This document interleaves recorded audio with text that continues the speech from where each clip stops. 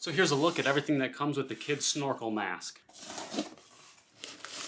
So first off, you see that it comes with this mesh carrying case here that has its own handle, and it's held together by Velcro.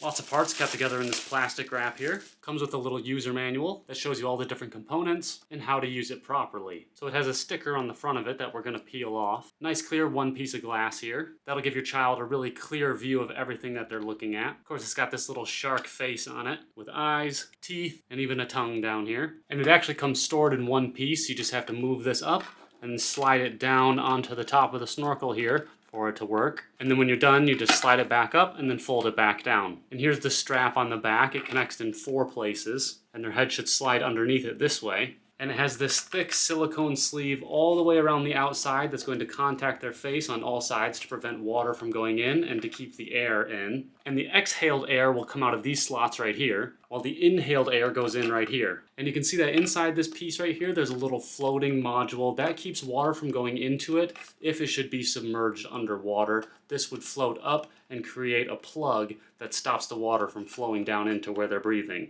And it also came with a few accessories.